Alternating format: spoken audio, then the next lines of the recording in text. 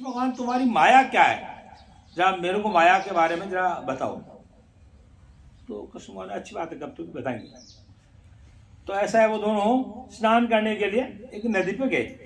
पहले ऐसा घर में सावर लगा के ग्रीजे चालू करके नहाना वैसा नहीं था, तो कोई नदी है तालाब है वहां पर जाके जाकर स्नान करते थे।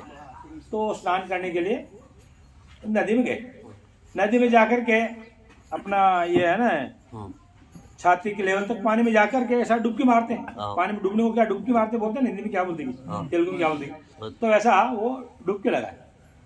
एक बार डुबकी लगा करके फिर दूसरी बार उन्होंने सुदामा जी और डुबकी लगाए तो क्या होता है, क्या देख रहे हैं कि बहुत जोर से दबा के पानी आया, बाढ़ आता ना जैसा फ्लड, वैसा जोर से पानी आया। तो वो पानी में बहते बहते बहुत दूर चले गए।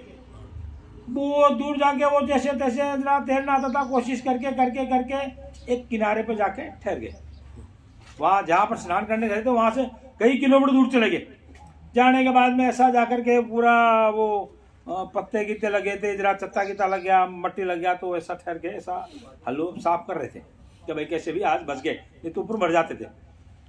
अब वहाँ देख रहे हैं कि वही गांव में एक हाथी क्या हेनकू बोलते क्या, हाँ हेनकू एक है, वह अपना हाथ में मतलब उसकी सूंड में एक जयमाला लेकर के आ रहा, और उसके पीछे गांव वाले ऐसा डपली नगारे ढोल बजाते बजाते आ रहे, गाते आते हैं।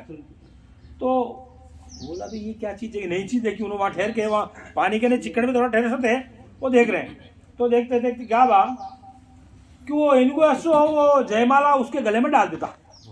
वो गले में डालते वो सब लोग राजा मिल गए, राजा मिल गए, राजा नहीं। क्या राजा मिल गए, मैं तो गरीब ब्राह्मण हूँ, खाने को लाने नहीं राजा ఈ గ్రామంలో ఇదే पद्धति हुई, राजा सच्चिपोइना का तरवाता ये एनुको जिसके गले में जयमाला डालते उसको राजा बना देते। उसको वहां लेकर के बजाते गाते वहां आराम से राजमहल में लेके उसको अच्छे कपड़े पहने, अच्छे गहने गवर्नमेंट, दासी दास, खाने को अच्छा पकवान, रखरखाल भोजनम। यहाँ खाने को कुछ भी नहीं मिलता था उसको। क्या भाई, आराम से राजमहल में रह रहे। राजमहल में रहते रहते वो वहां की राजकन्या राजकुमारी बहुत सुंदर, अब राजा की बेटी रहेगी सुंदर रहेगी, वो अच्छा गहने पहने रहे बहुत सुंदर। तो उसके साथ में उसका विवाह भी हो गया। अब आराम से उसका जिंदगी चल रहा, अच्छे सुंदर पत्नी मिल गई, खाने को राजमहल, दासी दास, और वो पत्नी भी ऐसी मिली जो उसके अनुकूल चढ़ने वाली। एक तो पत्नी है सुंदर है तो भी क्या जा टेढ़ा बात बोलते हैं। उन्होंने भोजन करने को बैठते हैं तो ऐसा उनको पंखा करती थी। आज के दिन सिलिक फैन या वो ऐसी तरह रहते थे, उनको खाने के लिए बैठे तो उनको फोन करते थी, अच्छा उनके पाँव दबाते थे। आराम से उनका जिंदगी गुजर रहा था।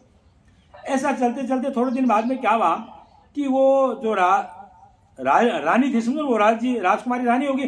रानी एक बार बीमार होगी। बीमार होने के बाद में उसको बहुत सारे वैद्य, आज के नमूना मल्टीपर्पज हॉस्पिटल नहीं थे, राजवैद्य रहते थे, वैद्य आकर के दवा ये वो दिए करे, लेकिन उसका धीरे धीरे उसका तबीयत खराब होते होते होते एक दिन वो मर गई।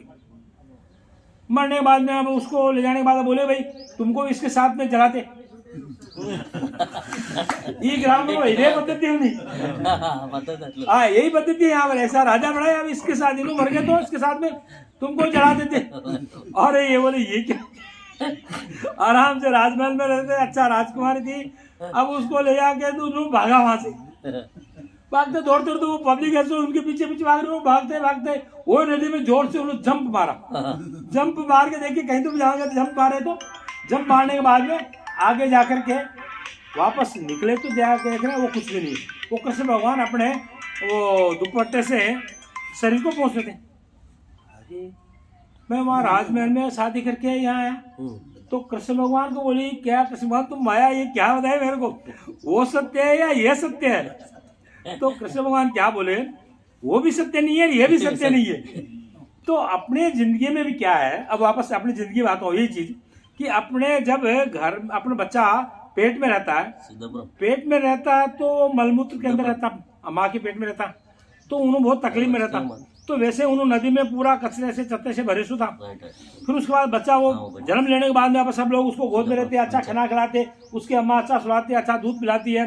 ऐसा होते होते बड़ा होने के बाद अच्छा शादी करते, सुंदर कन्या जो भी है पत्नी रहती वो विवाह करते, आराम से जिंदगी चलता था। आखिर में वृद्धावस्था आ जाती, बुढ़ापा होने के बाद में वापस अपन मर जाते, मरने के बाद जाकर के जला देते। तो ऐसा ही है ये जिंदगी अपना। तो जिस प्रकार वो माया बताए कृष्ण भगवान ने सुदामा को, वैसा ही अपन सब माया में चल रहे। अपना जिंदगी का भरोसा नहीं है, अपन कहाँ जाएंगे, क्या जाएंगे, किधर से आए, ये कौन है, वो कौन है, अम्मा कौन है, बाबा कौन है, बीबी कौन है, बच्चे कौन है, ये मालूम नहीं है जैसे चल रहे माया के बछूत हो गए। इस प्रकार ये छोटा कथा था, आपको सुनाऊं। बोलो सियावर रामचंद्र की जय।